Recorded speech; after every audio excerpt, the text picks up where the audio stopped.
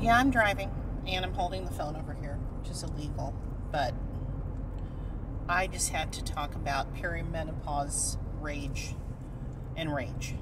because it's very real. I'm on the socials. I belong to this group where we talk about perimenopause things, and somebody recently was talking about, well, people are always talking about the rage hormones and stuff. They're so fucking real. I just went to Starbucks. There's a Starbucks that I like to go to. Like by my house, you know, there's like 3 within like a 1.5 mile radius, right? So the one that is closest to me is not my favorite. It's okay. It's fine. Oh no, the one that's closest to me is my least favorite. It's terrible. They're terrible. Customer service is awful there every time. So I rarely go. The one that's the next closest to me is fine. You know, but then the one that's a little further away from me is my favorite because customer service is pretty much always outstanding. So today, I went and, you know, you always got to make the decision. Are you going to go to the drive-thru or are you going to park and go inside, right?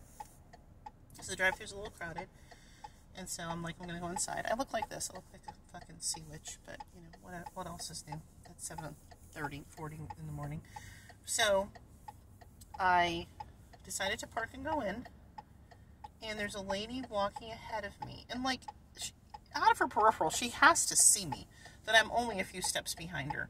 Doesn't remotely do anything to hold the door. I'm not asking you to stand aside and hold the door, but like, you know, you just like put your hand back a little bit because you know somebody else is coming. Nothing. Fucking bitch. Wanted to murder her right there on the spot.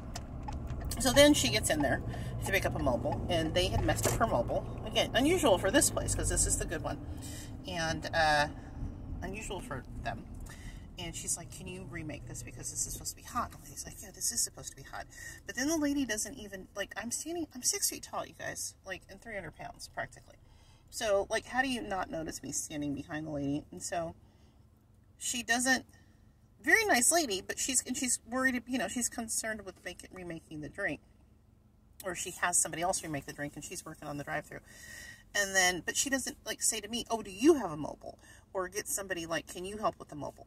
But I'm like, okay, whatever, I'm just going to chill. Let me just be patient. And then a guy comes in, and he stands kind of over to the side of me. Doesn't even say, like, oh, are you also waiting for a mobile, or something like that, right?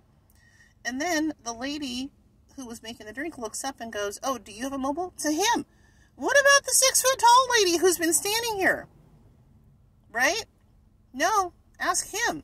Does he have a mobile? So, he said, yeah, it's for whatever. He doesn't even, like, acknowledge me, like, oh, were you also waiting? I wanted to murder him. And then, after he got his stuff, I said, I have a mobile, too. And then she gave me my mobile. I didn't really want to murder her. Like, they're busy, and they are some hard-working-ass people. I didn't really want to murder any of the baristas. I was disappointed, because I always, like, tip them really well, too, there. But, and again, hard-working people. My Starbucks baristas, just in general, even the shitty ones at the shitty Starbucks, I appreciate them beyond measure, because, like me, they are essential, and they got to keep showing up for work, because Starbucks is one of the things that's been pulling me through the pandemic, for fucking sure. But I literally I left that store, and I was like, I felt like I was about to look like the Incredible Hulk, and I was about to be wearing some shorts with this tank top, because I was going to bust out of these pants, and my feet were going to turn gigantic, and I was going to turn green, because it's real.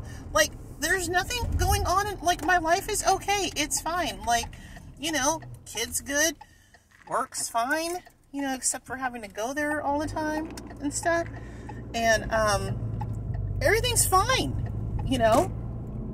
I did wake up with a headache, like a fucking major headache, probably either from, let's pick one, perimenopause, grinding my teeth, sinuses that are fucked up all the time. Some of these things are just attributed to just being old. Some of them are attributed to being fat, whatever. Anyway, so that's it. You know, I don't feel great, but like in the morning, first thing in the morning before I have my coffee, I don't feel great in general, so anyway, I just wanted to share that, and I feel better having said this. I hope that if you feel like murdering people for random ass reasons, you feel better. No, you're not alone.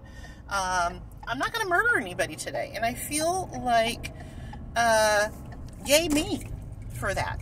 Like, I'm pretty sure that, like, the whole day is going to go by. I go to work in a little bit, and then I'm going to get through the day without actually committing homicide. Like, I have no true desire to commit homicide. I'm just saying that these hormones can make you feel a rage that is akin to what I imagine actual homicidal rage is, without actually being someone who would ever murder anybody. I've never even hit anybody. Well, I mean, my brother when we were little, but, you know what I'm saying. So, well, there was this one other time. But anyway, I'm going to stop talking now. The rest of the day is going to be, I mean, I could be setting myself up for some kind of, I just pulled into the garage. I really could be setting myself up for some kind of, throwing voodoo on myself if I say the rest of the day can only get better. But I'm sure it's probably going to be fine. It's going to be fine. And don't drive and make videos, because it's not good.